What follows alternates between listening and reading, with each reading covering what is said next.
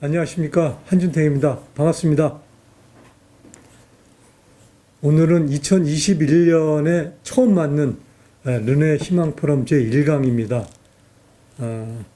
얼마 전에 그 염태영 수원시장이 수원시에 세 가지 화두를 얘기했습니다. 첫 번째가 코로나 극복, 두 번째가 경제 회복, 세 번째가 수원 특례시 준비, 이 세 가지를 말씀하셨습니다.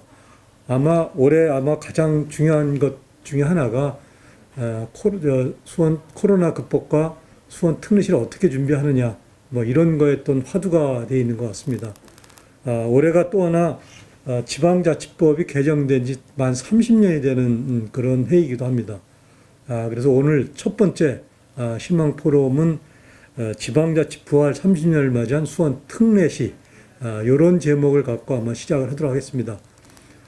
코로나가 장기화되고 있는 이런 시기에 저희들이 비대면 줌 교육이 당분간 계속 진행이 될 거라고 좀 생각하고 있습니다. 그래서 여러분들이 유튜브에 경기 르네상스 포럼 채널 TV를 선택하시면 얼마든지 저희들이 좋은 강의, 아주 어디서 들어볼 수 없는 이런 강의를 들으실 수 있을 것 같습니다. 오늘 첫 번째 시간, 자치분권 30년과 수원 특례시, 이런 제목을 갖고 수원 2049 연구소의 유문정 소장을 모시고 귀중한 시간을 갖도록 하겠습니다. 여러분 1시간 동안 경청해 주시기 바랍니다. 저는 다음에 다시 뵙도록 하겠습니다. 감사합니다. 유문정 소장님 앞으로 모시겠습니다. 힘찬 박수 부탁드립니다.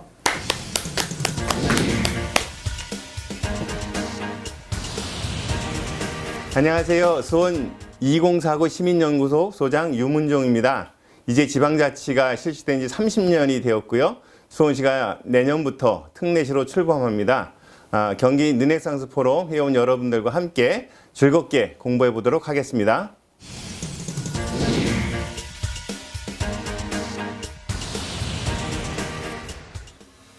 우리가 지방자치 30년이라고 얘기하지만 정확하게는 사실 한 60년이 된 거죠.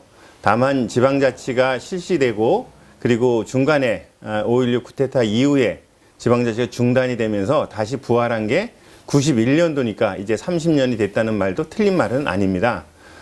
또한 이제 수원시가 특례시로 출범하는 게 바로 내년 2022년 1월 13일, 이제 한 11달 정도 남았네요. 그렇다면 이제 수원시는 49년에 시로 승격된 이후에 이제 72년 만에 수원 특례시라고 하는 또 다른 도약을 하게 되는 거죠. 오늘 여러분들과 같이 공부할 내용은 이 지방자치 어떻게 흘러왔는지, 거의 한 60년의 이런 역사들을 한번 살펴보고요. 그리고 특례시가 어떤 과정을 통해서 또 왜 되었는지, 그렇다면 이 특례시가 돼서는 어떤 변화가 있는지, 이런 부분을 같이 살펴보는 시간을 갖도록 하겠습니다. 여러분들이 같이 화면에 보시는 바와 같이 지방자치를 얘기할 때에는 우리 대한민국의 모든 사회제도 규범들을 규정하고 있는 헌법에서 출발하는 게 맞지 않을까 생각을 합니다. 이 헌법에 따라서 대한민국이 운영되고 통치되기 때문이죠. 이 헌법만 보게 되면은 지방자치는 비록 미미한 2개 또는 서너 개의 줄로 돼 있는 내용이지만 끊임없이 지방자치는 이어져 왔습니다. 다만 헌법에 이렇게 보장되어 있는 지방자치가 다른 여타의 법률에 의해서 또는 부칙에 의해서 그 제한을 받고 중단이 되었던 이런 역사를 우리가 갖고 있는 거죠. 48년에 제정됐던 헌법과 현재 우리를 규정하고 있는 87년 헌법과 크게 좀 다른 게 없습니다. 총각부터 시작해가지고 국민의 권리와 의무, 국회, 정부, 법원 이런 순서로 되는 내용도 좀 비슷하고요. 또한 여러 가지 그 헌법 개정 관련된 부분도 크게 차이는 없습니다. 다만 최근에 들어서는 이제 개헌 헌법에 없었던 이 헌법재판소가 새로 들어가 있죠. 여러 가지 좀 이 헌법재판소에 대해서는 생각해 볼 필요가 있는 것 같습니다. 국회의원 또 많은 국민들이 요구하고 우리 외쳤던 이런 주장들이 결국에서는 헌법재판소에 재판관들에 따라서 운명이 맡겨지는 이런 지금 사태가 좀 벌어지고 있는데요. 다음 개헌할 때는 이런 부분들 한번 좀 같이 고민을 해봐야 되지 않을까 생각을 좀 해봅니다. 우리가 지금 헌법 제1조 다 아시죠? 대한민국은 민주공화국이라고 규정돼 있고요. 그리고 그 밑에는 이제 2항에 보면은 대한민국의 주권은 국민으로부터 나오고 모든 권력은 국민으로부터 나온다 이렇게 돼 있죠. 그렇다면 대한민국은 이제 국민의 국가이고요. 공화정이라는 게 바로 그런 내용을 담고 있는 거죠. 영어로 리퍼블릭이라고 하는 이 단어는 로마 이탈리아어의 공화정 리퍼블리카에서 나왔다고 합니다. 레스라고 하는 이 앞에 있는 단어는 이제 우리 모두의 것 이런 것들이고요. 퍼블리카는 이제 민중, 대중을 얘기하는 거죠. 바로 민중들의 나라, 민중들이 다스린다. 이게 다스린다는 게 그냥 문구에 나오는 게 아니라 실질적으로 로마에서는 집정관이 뽑히면 국민들이 민회에서 우리 것들을 승인을 해야만이 이게 좀 진행이 되는 이런 내용들을 우리가 볼 수 있죠. 바로 국민의 국가, 민중의 국가, 공화국이라고 하는 것은 시민 여러분들, 국민 여러분들이 주인이고 여러분들의 의사에 따라서 다스려지는 나라라는 거죠. 제가 강의할 때에도 국민과 시민을 많이 좀 혼용을 하는데 가급적이면 저는 시민이라는 용어를 쓰고 싶습니다.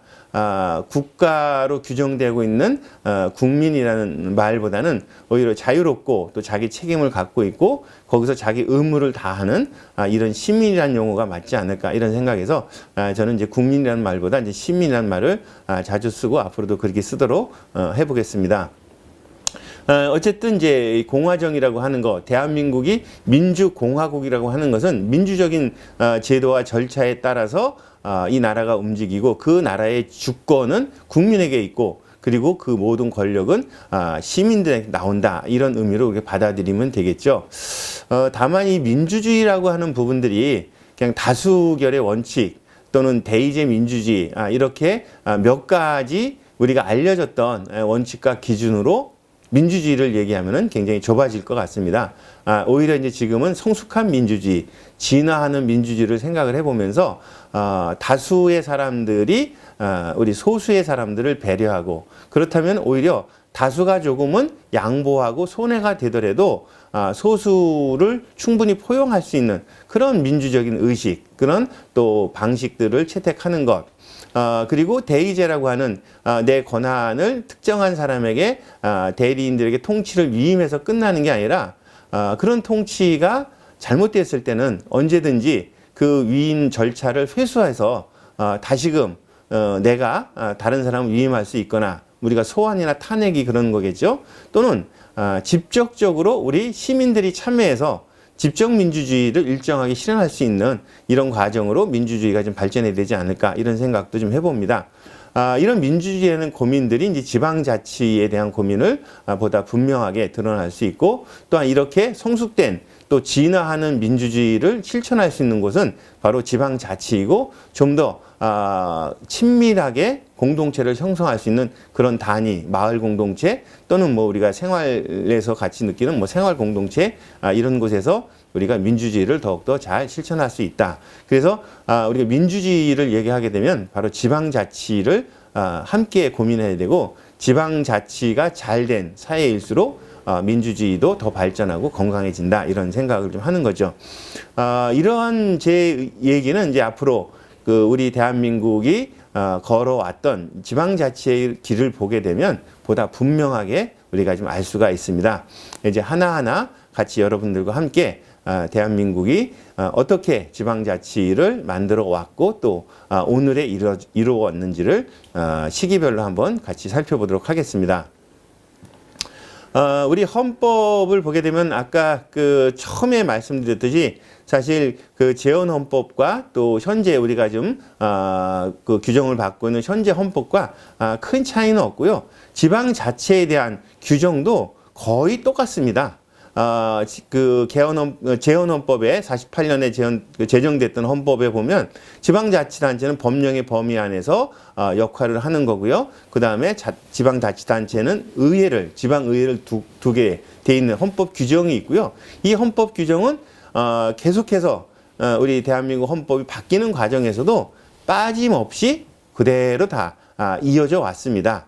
그래서 지금 그 현재 우리가 갖고 있는 헌법에도 마찬가지로 헌법 그 제 117조에 보면 지방자치에 관한 내용이 있고 또 118조에는 지방자치단체의 지방의회를 두고 또 지방의회에 관련돼서는 별도의 법을 만들도록 규정하고 있습니다. 그런데 지금 지방의회법은 아직 없죠. 사실 위헌적인 상황이 계속 되고 있음에도 불구하고 이 부분들에 대해서는 얘기하는 사람이 별로 적었던 거죠. 그러니까 지방자치라고 하는 것에 대해서 여전히 우리가 그 제대로 그 역할을 못하고 있다. 헌법에 규정되어 있는 지방의회법과 관련돼서도 아직 우리가 만들지 못하고 있다. 이런 생각을 하면서 사실은 이제 지방자치에 대한 좀 더 우리 시민들의 관심과 또 참여의식이 높아져야 되지 않을까 이런 생각을 좀 해봅니다. 자, 그런데요. 지방자치법이 이렇게 엄연하게 헌법에 규정되어 있음에도 불구하고 그렇다면 왜 그동안 지방자치는 실시되지 않았는가 이런 고민들을 우리가 할 수밖에 없죠. 그것은 두 가지인데요. 하나는 헌법 본 조항에는 지방자치를 아주 잘 담고 있음에도 불구하고 부칙에 가서는 슬그머니 꼬리를 내리는 이런 것들이 볼 수 있죠.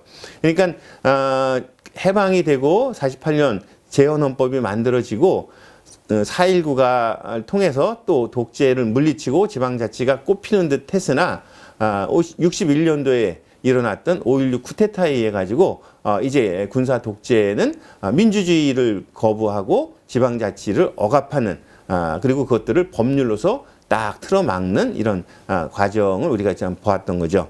그래서 그 당시 61년 이후부터 개정되는 헌법에는 분명히 본 조항에는 지방자치를 실시하게 돼 있고 또 그런 것들이 법률로 규정하게 돼 있음에 불구하고도 맨 뒤에 이제 부칙에 보게 되면은 62년도 이제 그 5.16 쿠데타 이후에 만들어진 법에 보면 이 헌법에 의한 최초의 지방의회 구성 시기에 관해서는 법률로 정한다라고 뒤에 이렇게 법률을 빼놓은 거죠. 헌법에는 본 조항이 있지만 부칙에서는 이제 법률로 넘겨놓고 이제 법률로 국회에서 그것들을 따로 막아버리는 이런 게 보이고요.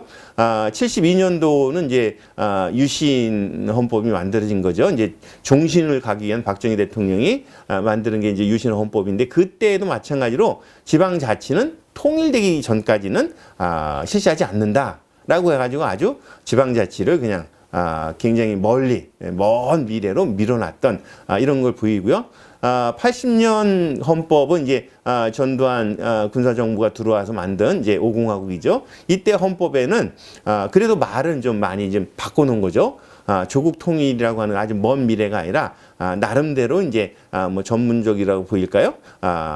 지방자치단체의 재정자립도라고 하는 아주 묘한 말을 써놓은 거죠. 지방자립도를 감안해서 순차적으로 구성하되 그 구성 시기는 법률로 정한다라고 하면서 지방자치를 사실 이렇게 이제 밀어놓고 있는 거죠. 어쩌면 중앙 권력을 잡았던 사람들은 지방에서 다양하게 시민들이 모이고 시민들의 의견들이 민주주의를 만들어 나가고 그런 것들이 굉장히 두려웠던 거라는 생각이 듭니다. 그래서 지방자치는 그 해방 이후 4.19까지 제2공화국까지는 잘 진행이 되다가 이제 3공화국, 4공화국, 5공화국까지는 지방자치는 꽉 막혀 있었던 이런 거죠. 이거 내용을 좀 더 우리가 이제 그 헌법의 부칙에 막혀 있었고 또한 5.16 쿠데타에 의해서 만들어진 이 지방자치에 관한 임시조치법 그다음에 이 그 지방자치 임시조치법으로 이제 명칭이 바뀌는데 바로 이제 이 법에 의해 가지고 지방자치법이라고 하는 거는 법은 갖고 있지만 사실 이 임시조치법에 의해서 지방자치는 딱 막혀 있는 거죠. 부칙에는 지방자치를 법률로 정하게 돼 있고 조국 통일까지 밀어놓고 또 재정자립도라고 하는 이런 오묘한 말로써 밀어놓은 것이 본격적으로 맡고 있는 것은 바로 임시조치법인 거죠. 지방자치법보다 훨씬 상위에 있는 법으로서 이 법 내용이 그런 걸 담고 있습니다. 지방자치법이나 다른 법에 의해서 규정됐던 것이 이 법과 상충이 되면 무조건 이 법을 따라야 된다. 이 임시조치법에 따라야 된다. 이 임시조치법은 사실 모든 걸 다 임명하는 겁니다. 대통령이 임명하고 뭐 그 위에 있는 상급 단체가 임명하고, 그래서 보통은 이제 읍면 동장도 주민이 만들어서 선출을 해가지고 별정직으로 돼 있던 이런 부분들을 바꿔버리면서 그냥 도지사나 직할시 시장 같은 경우 이런 부분들은 그냥 내무부 장관이 이제 국무총리를 거쳐서 대통령이 임명하는 별정지로 바꿔버리는, 예전에 동장, 리장, 읍장을 그렇게 우리가 했던 것처럼 아예 지방자치를 막아버린 거죠. 뭐 밑에 있는 내용들도 다 그런 겁니다. 지방자치법이 이제 이 임시조치법에 의해 가지고 그 규정을 받게 되는. 그래서 임시조치법 11조에 보게 되면 지방자치법 본법에 저축되는 규정은 이 법에 의해서 규정된다는 걸로 꽉 막아놓은 거죠. 그러니까 지방자치법은 사실은 의미가 없고, 사실 여기서 관선이 시작되고 관선으로서 이제 지방자치가 되는 것들을 이제 볼 수가 있죠. 그래서 우리가 지방자치는 이제 61년 5.16 쿠데타 이후 87년 5공화국까지는 지방자치는 이제 암흑의 시대로 가게 되는 그런 과정이죠. 그렇지만 그 전에 48년도 제 헌법, 그 52년도 첫 지방선거부터 시작해가지고 지방선거 또 지방자치가 꽃피었던 잠시나마 그런 기간이 있습니다. 그런 내용들을 다시 한번 구체적으로 살펴보도록 하겠습니다. 역대 정부의 이제 지방자치를 쭉 보게 되면요. 군사정부는 당연히 중앙 집권이고요. 수동적으로 이 지방자치를 바라봤고요. 이제 뭐 문민정부라고 크게 차이는 없지만 그나마 그래도 이 문민정부는 87년 민주화 이후에 만들어진 정부인 거죠. 92년도 이제 김영삼 대통령이 들어서면서 이제 지방자치를 조금씩 이제 떠밀려서 사실은 소극적으로 진행을 했던 거고요. 97년도 김대중 정부, 국민의 정부가 들어오면서부터는 사실은 지방자치에 대한 명확한 인식과 또 지방자치에 대한 강력한 의지를 가지고 우리 이 지방자치를 실시했던 거죠. 많이 알려지진 않았지만 사실 김대중 대통령은 본인 스스로가 민주주의자라고 불리기도 했지만 미스터 지방자치라고 불러달라라고 하는 것처럼 본인 스스로가 지방자치에 대한 굉장히 애착이 있었고, 또 그래서 지방자치 실시를 위해서 자기 목숨을 걸고 단식까지 했던 이런 거죠. 이 내용을 한번 뒤에 다시 한번 언급을 해보도록 하겠습니다. 어쨌든 이제 국민의 정부를 통해서 지방자치의 디딤돌이 놓아졌다면 지방자치가 좀 더 확대되고 또 균형 발전, 지역 발전을 같이 우리 지방 분권과 함께 해왔던 게 이제 참여정부, 노무현 정부이죠. 다만 아쉬운 것은 이때 진행했던 균형 발전 정책이라든지 지방 분권의 여러 가지 구상과 내용들이 사실은 막혀서 제대로 진행되지 못하고 이제 이명박 정부나 이제 박근혜 정부에 의해 가지고 지방자치는 이제 막혀 있었던 이런 내용도 우리가 볼 수가 있습니다. 다만 이렇게 또한 지난 10년 지방 분권, 지방자치가 막혀 있었던 것이 이제 2017년도 문재인 정부가 들어오면서 또다시 문재인 정부는 지방 분권 균형 발전을 강력한 공약으로 내세우고, 또한 이 연방제에 준하는 분권형 국가를 만들겠다 이런 약속을 좀 했죠. 뭐 다만 이제 그런 약속들이 이제 개헌도 무산이 되고 지방자치법도 이제 뒤늦게나마 이제 작년 2020년 이제 12월 달에 겨우 통과가 되면서 조금은 좀 발전이 됐지만 그래도 초기에 공약했던 이런 것처럼 사실 연방제에 버금가는 그런 분권형 국가는 아직 길이 좀 먼 게 아닌가. 그러면서 이제 이런 지방 분권, 지방자치라고 하는 것은 어느 지도자의 결단이라든지 또는 중앙정부나 중앙 권력을 갖고 있는 사람들의 시혜적인 이런 요소가 아니라 바로 우리 지방 자치를 바라는 시민들, 지역 주민들이 끊임없이 요구하고 나서야 돼서 이걸 만들어야 되지 않을까 이런 생각을 좀 해보는 거죠. 아마 오늘 강의를 듣고 있는 여러분들 같은 경우가 오늘 짧은 시간이지만 다시 한번 지방자치의 중요성, 또 민주주의를 위해서 지방자치가 어떻게 의미를 갖는가, 더 나아가서는 내 삶을 위해서 지방자치가 얼마큼 중요한가 이런 것들을 함께 좀 느꼈으면 하는 이런 바람에서 계속 말씀을 이어가도록 하겠습니다. 지방자치 30년의 성과라고 하는 거는 사실은 대단한 큰 변화가 있습니다. 지금 앞에 여러분들이 화면에 보시고 있는 이런 단어들은 이 국가에서도 이제 다 국가 정책으로 받아서 중요하게 추진하고 있는 이런 내용들입니다. 그런데 우리가 한 가지 재미있는 것은 이런 정책들이 중앙정부에서 만들어져 가지고 지방으로 내려온 게 아니라 오히려 거꾸로 지방정부가 먼저 실행을 하고 그 성과를 확인한 다음에 다른 지자체에 퍼지고 또 다른 지자체에서 함께 진행을 하면서 이제 국가정책을 받아들이는 이런 것들을 우리가 많이 볼 수가 있습니다.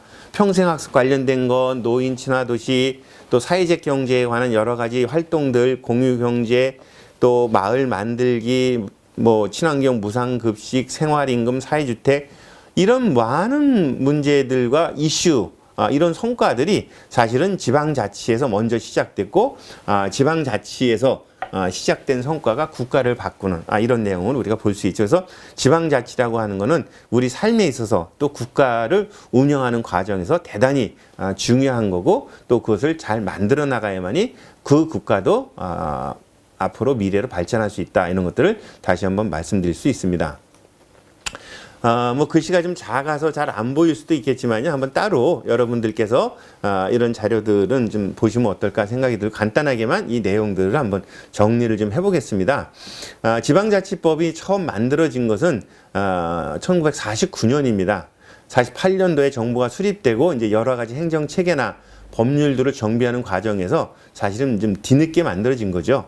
49년도에 처음 지방자치법이 만들어지고 그 다음부터 이제 몇 번의 이제 개정을 통해서 진행이 되는데 이 개정 과정들은 사실 핵심은 선거를 어떻게 할 것이냐, 시장이나 도지사나 또는 당시에는 좀 중심적인 행정 단위가 읍면 동이었고 또 이런 읍면 동의 단체장 을 누가 할 것인가 이런 것들이 이제 고민이었는데 이제 그런 부분들을 좀 중심으로 되는 거죠. 그러니까 시장이나 읍장이나 면장을 어떻게 뽑을 거냐 또는 도지사를 어떻게 뽑고 또 뭐 특별시장 서울특별시장이죠. 이거를 어떻게 뽑는지 그리고 그 안에 지방의회는 언제부터 두고 어떻게 기능할지 이런 것들에 따라서 쭉 좀 바뀌어 온 거죠. 그래서 처음에 실시됐던 이 지방자치법에 따르면 시장이나 읍장이나 면장을 직접 지역 주민들이 뽑은 게 아니라 지방의회, 시의원들, 면의원, 읍의원들이 모여가지고 뽑은 거죠. 마치 이제 내각제의 이제 다수당의 그 수장이 이제 총리가 되는 것처럼 그런 방식으로 지방의회에서 단체장을 뽑았던 게 처음 대한민국이 시작했던 지방자치의 시작입니다. 그게 1952년도죠. 52년도에 선거가 했다고 하니까 의아할 분들이 많이 있을 거예요. 52년도는 전쟁통이었거든요. 한국전쟁이 진행되는 과정인데 그럼에도 불구하고 한국 이 전쟁 시기에도 지방자치는 빨리 해야 된다. 이게 좀 필요하다. 선거는 해야 된다. 이런 생각에서 사실 전쟁이 끝나지 않았음에도 불구하고 52년도에 선거가 있었죠. 이 52년도 지방선거는 재미있는 것은 이 서울에서 한강 이북은 아직은 전투가 있고 불안하니까 실시를 안 했고 또 당시에 이제 빨치산들이 활동했던 지리산 쪽은 이제 치안이 불안하니까 투표를 안 하고 실시를 안 하고 나머지 지역에서는 전쟁 중에서도 이렇게 지방 의원들 선거를 통해서 지방자치를 시작한 거죠. 요때가 이제 1차 지방선거라고 하면요. 56년도에 이제 두 번째 지방선거가 됐고 이 두 번째는 이제 시읍면장을 직접 직선제를 뽑게 되는 이런 과정이고요. 그 다음에 이제 4.19 혁명 이후에 60년 12월부터 해가지고 12월 12일, 19일, 26일 이게 쭉 이제 도의원 선거, 그 다음에 시읍면 지방의원 선거, 또 뭐 시장이나 도지사 선거, 그다음에 이제 맨 마지막에는 시장, 읍장, 면장 선거를 이렇게 세 차례 나눠가지고 지방 선거를 했던 이런 내용을 우리가 볼 수가 있습니다. 그리고 이제는 아까 말씀드렸던 지방자치는 암으로 들어가는 거죠. 5.16 그 군사정부에 의해 가지고 지방자치는 이제 헌법 부칙에 의해서 또는 임시조직법에 의해 가지고 지방자치는 이제 사라지게 되는, 그래서 이제 한국사에서 지방자치는 중단되는 이런 사태를 맞이하고요. 다시금 이제 이 지방자치가 살아나는 것은 87년 6월 민주화운동, 그런 민주화의 세례를 받으면서 그 성과로 지방자치는 다시 살아나죠. 그런데 87년 6월 항쟁을 통해서 직선제로 헌법이 바뀌고 그리고 지방자치도 실시한다고 헌법에 규정돼 있고 부칙도 없었어요. 그럼 바로 지방자치가 진행이 돼야 되는데 사실은 이제 중앙 권력까지를 가진 사람들은 지방자치를 하기 싫은 거죠. 그러면서 이제 지방자치를 실시를 계속 미뤄왔던 겁니다. 그러니까 1988년도에 지방자치법이 이제 다시 개정이 되면서 그동안 해왔던 임시조치법도 없어지고 이 지방자치법을 전면 개정하면서 이제 서울특별시, 그 당시 부산이나 대구지카시 이런 게 있었죠. 그 다음에 이제 경기도라든지, 그 다음에 이제 뭐 시, 또 군, 구 이런 게 지금 다 지방자치를 이제 실시해야 된다. 그리고 그런 지방자치단체장은 주민들이 직접 뽑아야 된다. 지방자치단체에는 지방의회를 둬야 된다. 이렇게 이제 규정을 좀 하고 있음에도 불구하고 바로 지방자치 선거를 한 게 아닌 거예요. 한 가지 여기서 우리가 좀 주목할 것은 그동안 재헌헌법부터, 그러니까 50년대부터 쭉 지방자치단체의 구성 형식을 보게 되면 지방자치단체, 집행부가 있는 거죠. 그 다음에 지방의회, 의회가 견제하고 비판하고 필요한 협력도 하는, 그래서 이 기관 대립형이라고 얘기를 합니다. 지방자치단체와 지방의회가 함께 상호 견제하면서 이 주민들의 지역 발전을 이끌어 나가는 이런 형태로서 이루어진 거기 때문에 이 기관 대립형의 지방자치 방식은 상당히 오래된 거고 또 지금까지 계속 이어지고 있죠. 근데 이 기관 대립형이 모든 게 정답이냐? 그거에 대해서는 좀 나중에 뒷부분에 한번 다시 생각을 해보도록 하겠습니다. 어쨌든 88년도에 지방자치법이 만들어지고 그리고 이제 총선에서도 소위 말하는 여소야대라고 해가지고 노태우 정부가 소수당이 된 거죠. 그러면서 이제 지방자치를 막 하자고 압력을 가하니까 이제 지방자치가 되는 듯 했습니다만 다시 한번 이제 민주당이 그때 뭡니까? 3당을 합당을 한 거죠. 그러면서 다시 이제 보수 정권이 이제 여당이죠. 여당이 이제 표가 많게 되니까 지방자치를 계속 연기를 선언하고 안 하려고 한 거예요. 바로 요때 90년 90년 10월 8일부터 이제 김대중 당시 이제 평민단 총재죠. 목숨을 걸고 이제 지방자치를 해야 된다. 그리고 내각제 하지 말자. 이런 것들을 요구하면 단식 투쟁을 통해 가지고 사실은 이제 관철을 시킵니다. 그래서 지금 우리가 지방자치에 이게 좀 혜택을 보고 지방자치를 실시하는 것은 사실은 김대중 전 대통령이 굉장히 많은 빚을 지고 있는 거죠.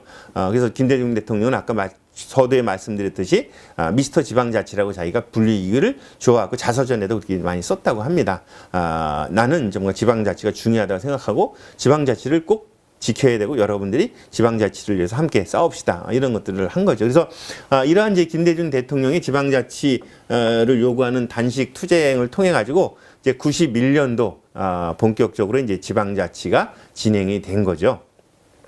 그래서 91년도 3월 달에는 지방의회, 기초의회죠. 시, 구, 군, 이 기초의회 선거가 됐고요. 그 다음에 이제 6월 20일 날은 시도광역위원 선거가 있어가지고 지방자치가 이제 그렇게 보게 되면 이제 네 번째 지방선거가 되겠죠. 60년 세 번째, 56년 두 번째, 52년 첫 번째로 보면요. 그런데 이제 우리가 이제 이렇게 구별하는 것은 그 다음부터는 이제 95년도부터는 이 지방자치제가 같이 단체장과 지방위원을 같이 이제 진행을 합니다. 그러면서 이제 통합 지방선거가 진행되는 거죠. 그게 이제 여러분들이 어디 봅시다. 이거는 좀 다음 내용이고요. 그래서 지방자치가 이제 95년도 6월부터 시작되는 지방자치법에, 그러니까 지방선거에 의해 가지고는 지방자치단체장, 경기도지사, 경기도의원, 수원시장, 수원시의원, 또는 뭐 다른 지역으로 가게 되면 뭐 부산시장, 부산시의회 의원, 서울시, 서울시장, 서울시의원, 또 서울시에 있는 자치구인 뭐 종로구 구청장하고 종로구 의원 이렇게 통합 선거가 진행되는 거죠. 그래서 지금 우리가 95년도를 통합 제1회 지방선거라고 하고 지난 2018년도 최근에 진행된 게 이제 민선 7기라고 해도 통합 7번째 지방선거를 했다. 그래가지고 통합 7기 지방선거라고 우리가 할 수가 있습니다. 어쨌든 이렇게 쭉 진행된 지방선거는 뭐 다음 기회에 혹시 기회 있으면 공부하도록 하고요. 지금 바로 이제 그 다음 이제 지방자치법 개정안과 우리 특례시에 대해서 이제 공부를 해야 될 것 같습니다. 지방자치법이 지난 2011년도, 그러니까 2020년도 12월 달에 이제 통과가 됐죠. 그리고 통과가 되고 이제 올해 1월 12일 날 이제 법률이 공포가 됐습니다. 그리고 이 법률은 요 지금 맨 밑에 나와 있는 것처럼 부칙에 보면 1년 후에 시행되는 걸 좀 했습니다. 보통 이제 법률이 통과되면 뭐 통과하는 즉시 공포되는 즉시 시행하는 법률도 있고 뭐 짧은 거는 한 3개월, 긴 거는 한 6개월 정도 뭐 준비 기간을 두는 거고요. 또 긴 거는 사실은 시행을 제정을 해놓고 뭐 경제적인 제도가 많이 바뀌거나 이런 것들은 뭐 한 3년에 시행하는 것도 있죠. 이번 지방자치법은 이제 1년의 준비 기간을 둔 겁니다. 그래서 내년도 2022년도 1월 13일부터는 이 바뀐 지방자치법의 규정을 받으면서 우리가 지금 공부하려고 하는 수원시도 이제 특례시가 되는 거죠.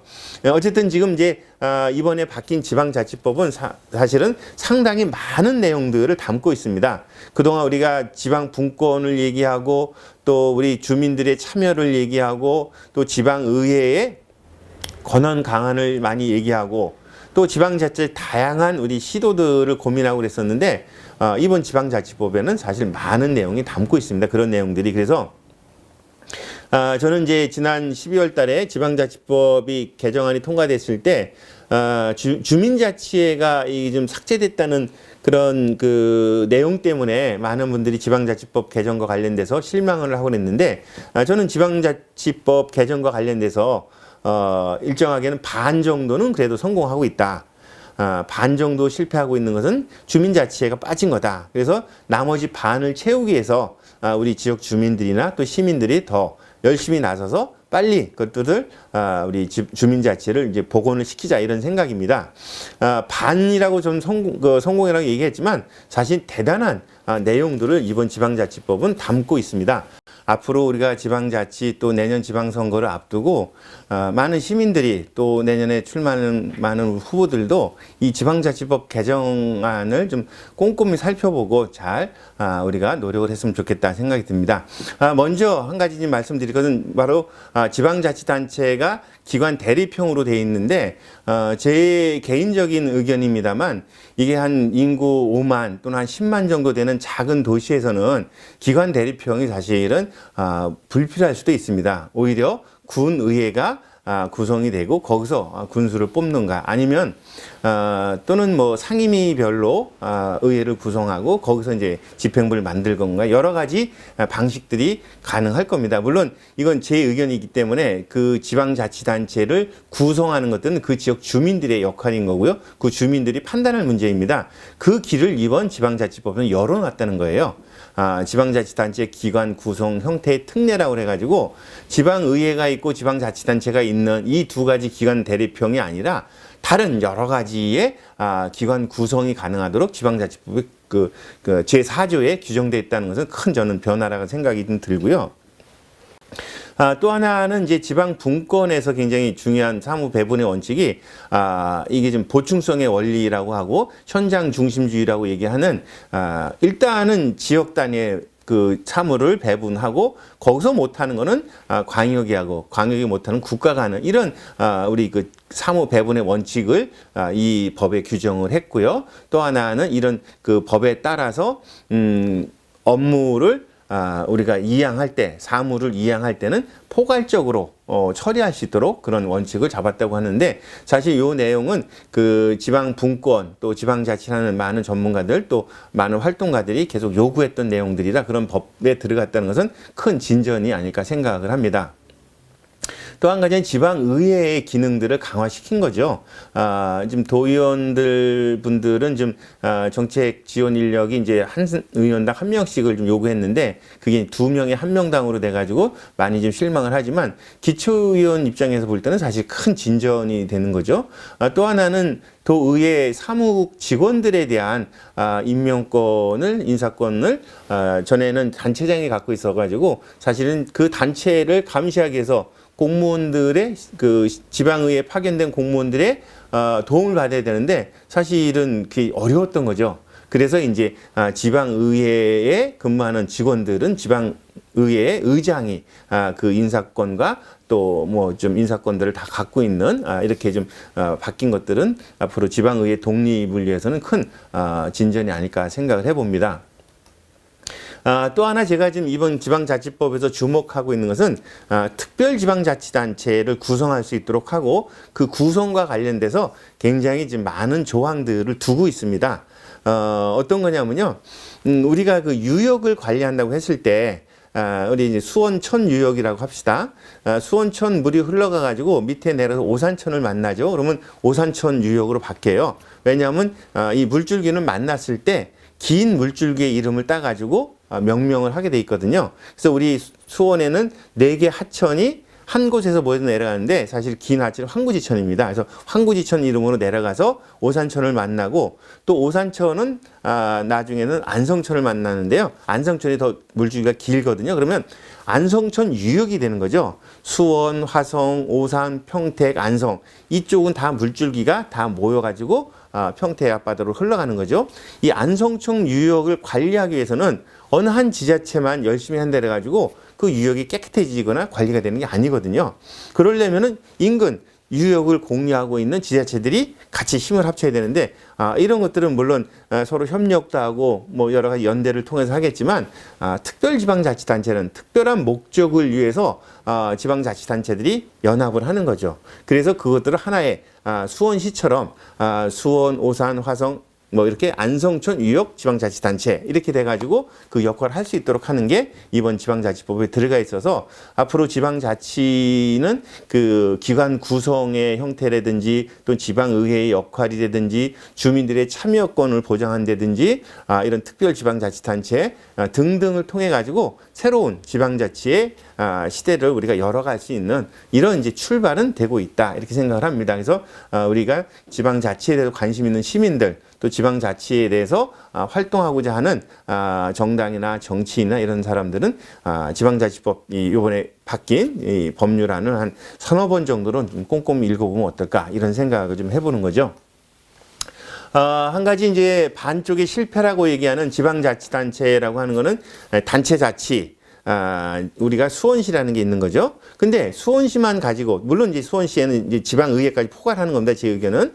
수원시 의회와 수원시만 가지고 지방자치를 할 수 없는 거죠. 시민이 빠져 있는 거죠. 주민자치가 빠져 있는 거죠. 그렇기 때문에 지방자치는 단체자치와 주민자치를 합한 용어인데 지금 현재는 단체자치는 많이 이제 발전돼 있는 건데 주민자치와 관련돼서는 주민의 참여권이라든지 정보 공개 이런 것들은 그래도 잘 들어가 있습니다. 이번 개정안에는. 근데 이제 결정적으로는 사실은 그동안 많이 논의되었던 이 주민자치회가 빠져 있는 겁니다. 그렇기 때문에 이제 아무리 많은 진전된 내용을 담고 있더라도 주민자치 입장에서는 또 주민 입장에서는 반은 정말 실패한 거고 빨리 이 주민자치를 빨리 복원을 시켜야 되겠다. 제가 이 복원이라고 표현하는 것은 사실 2018년도에 처음 지방자치법 개정안이 나왔을 때는 이 주민자치회가 들어있었어요. 근데 이게 이제 이번 마지막 단계에서 빠져가지고 주민자치 활동가들도 많이 당황하고 있는데 어쨌든 우리가 제대로 된 지방자치를 하기 위해서는 이 주민자치의 조항도 빨리 그 지방자치법에 넣고 또 그 권한도 좀 많은 부분들을 우리가 그 규정을 해줘야 된다 생각이 듭니다. 되돌아보면은 처음 지방자치가 실시됐던 1950년도만 하더라도 동장, 리장, 읍장, 면장 이런 부분들은 다 주민들이 직접 그 투표를 좀 했거든요. 특히나 동장, 리장은 오랫동안 주민들이 직접 선출했던 이런 경험들이 있기 때문에 저는 이런 동자치, 작은 마을 단위에서 자치를 부활시키고 또 빠르게 발전시켜야 된다 이런 생각을 합니다. 이제 다음은 이제 우리가 관심을 갖고 있는 이제 마지막 좀 꼭지가 될 것 같은데요. 특례시에 관련된 부분들을 여러분과 한번 말씀을 드려보겠습니다. 특례시를 규정하고 있는 것은 지방자치법의 거의 뒷부분입니다. 아까 그 특별지방자치단체를 규정하기 앞부분 정도에 있는 제198조에 이 내용이 들어있는데요. 이제 그동안에 그 50만 도시는 같은 기초지방자치단체라도 50만이 넘어가는 도시에게는 특별한 행정 특례를 뒀습니다. 그래서 뭐 구도 생겨가지고 이제 안산시나 뭐 안양시에 구가 있는 거죠. 뭐 수원시도 구가 당연히 있고요. 그런데 이 50만 대도시에 이런 특례를 줬던 거하고는 다르게 100만이 넘어가는 도시는 또 다른 거잖아요. 안양이나 뭐 부천이나 이런 한 7, 80만, 6, 70만 되는 도시하고 100만이 넘어가는 수원시하고는 이 행정 요구나 수요가 굉장히 다른 거죠.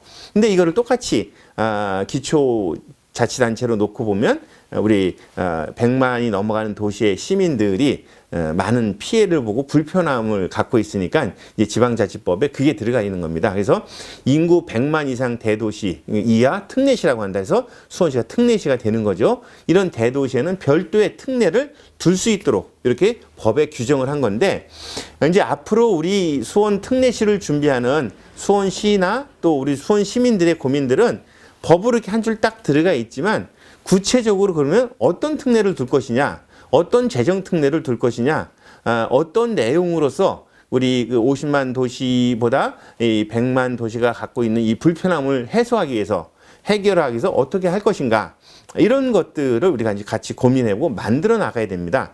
그래서 우리가 특례시라고 하는 이런 명칭 또 이런 이제 법률적 지위는 이번 지방자치법 개정안에서 우리가 확보를 했지만 구체적으로 그 내용과 관련돼서는 앞으로 1년 동안 지난한 과정을 통해서 만들어내가는 숙제가 남아있는 거죠. 그래서 2022년도 1월 13일 날 수원 특례시가 이게 출범을 하는데 그럼 그 특례시에서는 어떻게 우리 시민들의 삶이 바뀔 것인지 어떤 불편함을 해결하고 어떻게 우리가 합리적으로 이런 100만 도시를 운영해 나갈 것인지 이런 것들을 이제 계속 만들어 나가야 됩니다. 현재 수원시는 이 특례시를 준비하는 TF를 구성을 해서 특례 사무를 발굴을 하고 또 그런 발굴된 사무들을 고양시, 용인시, 창원시와 함께 협력을 해가지고 이 특례를 이제 법으로 만들고 또 운영해 나가는 이런 노력들을 하고 있고 또 수원시 의회나 특례시 4개 의회도 함께 이런 노력들을 좀 하고 있죠. 며칠 전에는 이 4개 도시의 시장 또 시의회 의장 뿐만 아니라 그 지역구를 갖고 있는 국회의원들까지 함께 모여가지고 이 특례 사무 발굴 관련돼서 협력하고 노력하는 이런 좀 모임을 했다고 합니다. 그런데 중요한 것은 우리가 늘 도시의 주인은 시민이라고 합니다. 오늘 강의 처음에 말씀드렸듯이 대한민국은 민주공화국이고 이 공화국이라고 하는 것은 주권이 국민한테 나오고 또한 모든 권력은 국민한테 나온다고 한 거잖아요. 마찬가지로 도시의 주인은 시민인 거고 또 시민들이 만들어 나가지 못하면 이 특례시는 저는 결코 성공하지 못한다 이런 생각을 합니다. 앞으로 1년 남은 이 과정에서 우리 시민들이 특례시를 함께 만들기 위해서 고민하고 또 토론도 많이 하고 의견도 많이 제출해 있으면 어떨까 생각을 하고요. 오늘 좀 강의를 들으시는 여러분들께서 이 활동에 적극 나서기를 좀 부탁을 좀 드립니다. 그런데 이 특례시와 관련돼서 사실은 몇 가지 오해가 있고요. 또 왜곡된 부분도 있더라고요. 특히나 이제 특례시를 우리가 지금 법으로 확보하기 위해서 시민들을 설득하고 또 함께 동의를 받는 과정에서 사실 특례시가 되면 이런 것이 좋아지고 저런 것이 좋아진다 이런 얘기를 참 많이 했는데 뭐 그런 과정에서 나온 오해일 수도 있고요. 그래서 이런 오해를 한번 올바르게 한번 바로 잡고 그리고 특례시에 시민들이 적극 나설 수 있는 이런 내용을 말씀드리고 마치도록 하겠습니다. 첫 번째 오해 중에 하나가 특례시가 되면 세금을 더 많이 낸다고 하는 이런 얘기가 있어요. 특례시가 된다고 특례시에 특별 세금을 내는 게 절대 없습니다. 그렇기 때문에 특례시가 된다고 세금을 더 낸다고 하는 것들은 사실은 잘못 알려진 거고요. 특례시를 운영하는 과정에서 여러 가지 이제 뭐 재정이 필요할 수는 있겠죠. 그렇지만 제일 우선적으로는 잘못된 재정 분배들을 고쳐서 광역이나 중앙정부가 많이 가지고 있는 그런 우리 시민들의 세금을 특례시가 더 이제 돌려받는 거죠. 그런 걸 통해 가지고 이 문제를 해결해야지 특례시가 됐다고 세금을 더 내야 된다 이런 부담 이런 걱정은 안 하셔도 될 것 같고 오히려 이 특례시를 어떻게 만들 것인가 이 특례시를 어떻게 운영할 것인가를 많이 고민했으면 좋겠다 생각이 듭니다. 두 번째로는 그럼 속 시원하게 그냥 광역시로 가지. 울산광역시가 공무원도 많고 대전광역시도 공무원이 많다고 하는데 왜 특례시로 했느냐 이런 이제 또 서운함을 얘기하시는 시민도 계십니다. 그런데 사실 광역시를 가자고 하면 끝도 없이 이게 지금 반복될 겁니다. 지금 이제 그 특례시가 4개라고 말씀드렸죠. 근데 이제 경기도만 하더라도 성남시가 곧 100만이 넘어갈 거예요. 그럼 이제 특례시가 되거나 이제 광역시로 가야 될 거고요. 또 화성시도 지금 뭐 87만, 8만이 기준 넘어가고 있거든요. 아마 곧 100만이 될 겁니다. 그러면 이 경기도의 5개 도시가 6개 도시가 되겠네요. 그죠? 6개 도시가 광역시로 빠져나간다고 하면 경기도는 뭐가 남겠어요? 그러면 사실은 대한민국 전체의 행정 체계를 개편하지 않는 이상은 사실 광역시로 간다고 하는 것은 굉장히 많은 시간이 걸리고 그때까지 우리 시민들은 불편함을 감수할 수밖에 없으니까 사실은 조금 아쉽더라도 현재로서는 최선의 방법을 생각하고 이 특례시 전략을 선택한 게 아닐까 생각을 좀 해보고요. 세 번째 오해 중에 하나가 제가 지금 다니다 보니까 이제 특례시가 되면 그 5, 6, 7기를 이끌어 오셨던 염태영 시장이 다시 출마하는 거 아니냐 특례시장으로 말은 그럴 수 있죠. 수원시장을 3번은 하셨지만 다시 이제 수원 특례시장을 초대 특례시장을 한다 이런 말씀을 하시는데 그거는 정말 모르는 소리입니다. 그거는 우리 대한민국의 지방자치법이 광역지방자치단체 특별 뭐 시도 뭐 이런 게 있고 그다음에 특례시가 있고 그다음에 시군구가 있는 이게 아니라 지방자치법 앞에 보셨던 거는 광역지방자치단체고 기초지방자치단이 있는 거고요. 특례시는 기초지방자치단체의 하나에 속해 있는 거고요. 다만 인구가 많으니까 특별한 사무 혜택을 받는 재정적인 혜택을 받는 게 특례시지 이게 법적 지위가 바뀌는 게 아니기 때문에 그 규정을 받아서 특례시가 되더라도 민선 5, 6, 7기를 이끌어왔던 이제 염태영 시장님은 이제 출마를 못하게 되시는 거죠. 그래서 그런 부분들은 정확하게 이해할 필요가 있다는 말씀 드리고요. 100만 인구가 이제 수원시가 인구가 줄어서 100만 미만으로 되면 그러면 특례시가 안 되는 거냐? 물론 이제 100만 이하로 떨어지면 규정에 이렇게 법이 돼 있으니까 특례시는 안 되겠죠. 다만 수원시 인구가 100만으로 떨어질 정도가 되면 아마 몇십 년이 흘러갈 거예요. 그리고 그때 되면 저는 지방 행정도 굉장히 많이 바뀌면서 그때 되면 뭐 특례시가 아니라 또 광역시나 기초시가 아니라 또 다른 형태 뭐 여러 가지의 좀 발전들이 있지 않을까 생각이 들어서 뭐 우리 인구가 100만이라 떨어져서 특례시가 다시 안 된다. 일반 50만 대도시로 간다. 이런 걱정은 안 하셔도 되지 할 필요가 없다. 이런 생각이 들고요. 오히려 그런 걱정보다는 특례시를 만드는데 우리 시민들이 더 노력을 할 필요가 있다. 이런 것들을 당부를 드리고요. 마지막으로는 특례시가 이게 좀 뭐 말은 근사한데 이 좀 어떻게 되는 거냐, 정말 뭐가 좋으냐, 이 빛 좋은 개살구가 되는 거 아니냐 이런 말씀들을 하시는데 저는 그런 걱정에 대해서는 충분히 동감을 합니다. 아까 말씀드렸듯이 특례시는 현재로서는 법적 지위만 그렇게 확보를 한 거고 구체적 내용은 지금 아무것도 없는 거예요.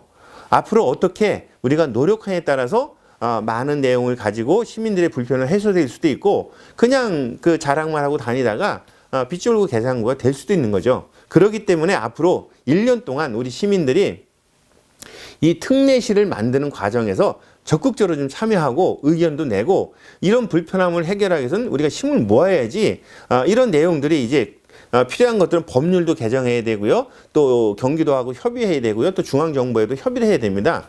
근데 그 협의하는 과정을 우리 지역에 있는 시장님이나 또는 뭐 시의 의원님들이나 뭐 국회의원님들이 물론 열심히 하실 거지만 든든한 바탕이 있어야 되는 거잖아요. 그 바탕을 우리 시민들이 함께 해줘야 되는 거죠. 그래서 저는 앞으로 특례시를 만드는 과정들은 우리 시민들이 나서는 것에 따라 달라질 것이다. 여기에 시민들이 손에 달려있기 때문에 우리 시민들이 적극 나서자 이런 것들을 말씀드릴 수 있고요. 한 가지 특례시가 좀 어떤 거냐면요. 이런 겁니다. 우리 수원 시민들이 복지 혜택을 받을 때 수급자 계산을 하거든요. 그러면 이제 생활비를 책정을 하게 되는데 사실은 우리 수원시는 주택이라든지 부동산 가격, 그 생활비가 굉장히 높습니다. 광역시인 대전이나 울산시보다 수도권에 있기 때문에 훨씬 높아요. 근데 그들은 보통 우리가 예를 들어서 한 250만 원을 공제를 받아서 생활비가 비싸니까 수급자를 계산한다고 하면은 우리 수원 시민들은 한 150만 원 정도를 공제를 받습니다.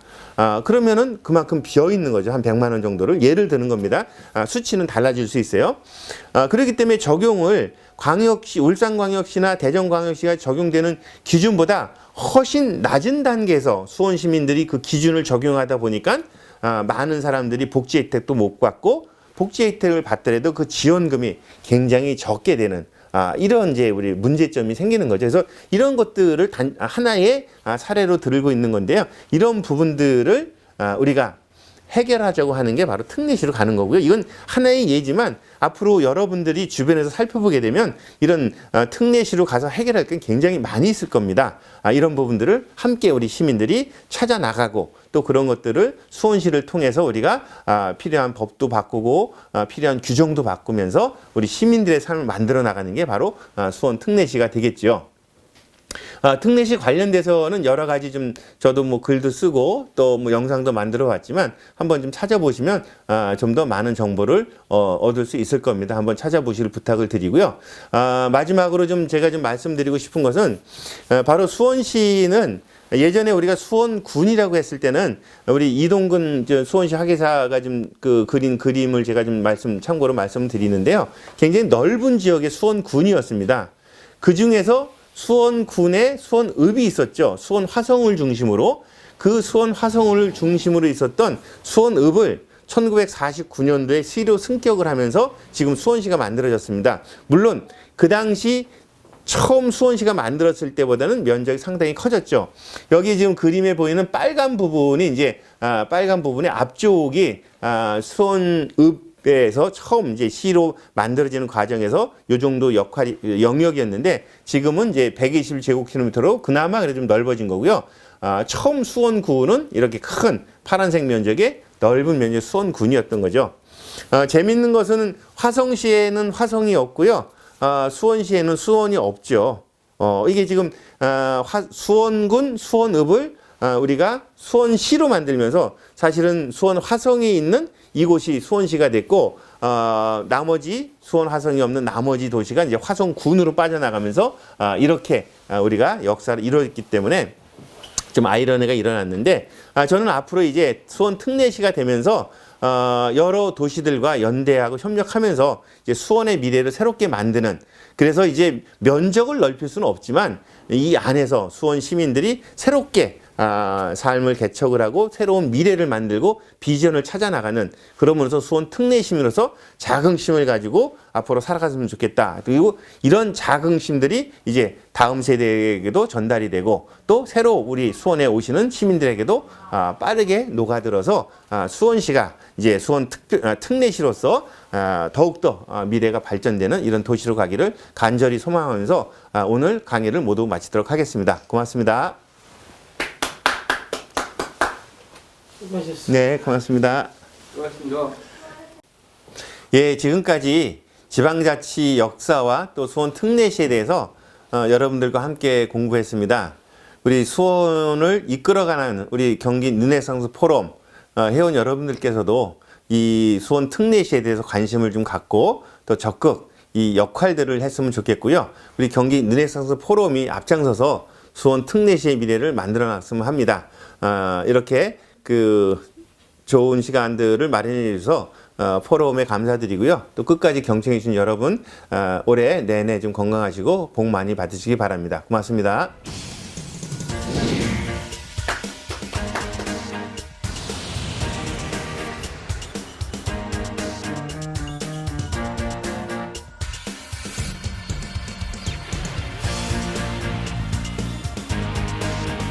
적당하게 이제 삶으면 되니까.